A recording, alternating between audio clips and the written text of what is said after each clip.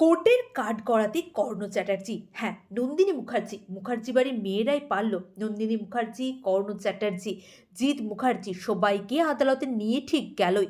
এই ভয়টাই মুখার্জি বাড়ির মেয়েরা পেয়েছিল, তাই তারা আগেভাগেই পরশুরামের কাছে এসেছিল যাতে পরশুরাম তাদেরকে বাঁচায়। কিন্তু কাকিয়া যেই টাকার কথা বলল, পরশুরাম আর তটিনী দুজনেই খুব রেগে যায়। তটিনী ঠিক করে, আমি নিজে যাব কোর্টে, আর পরশুরাম আমার স্বামীও যাবে। দেখি তোমাদের বাড়ির ওই ক্রিমিনালগুলো কিভাবে বাঁচে। ওরা আমার বাবা, আমার কাকা, কিন্তু আগে ওরা এক একটা করে ক্রিমিনাল, তাই ওদেরকে ছাড়া কোনোভাবেই যাবে না। তারপরেই রাতের বেলা পরশুরাম তটিনীকে বলে, আচ্ছা তটিনী, তুমি কি আমার থেকে কিছু লুকাচ্ছ, কিছু আড়াল করছো? বলো, যদি কোনো কথা থাকে আমাকে বলতে পারো।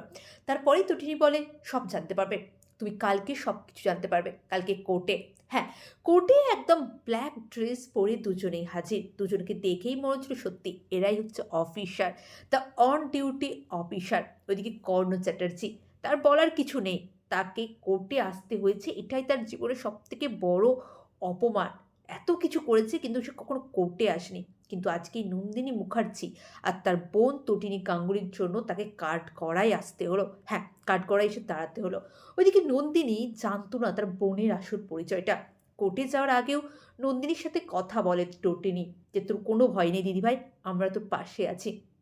তখনও নিজের পরিচয় সম্পর্কে নিজের দিদিকে কিন্তু বলেনি কিছুই।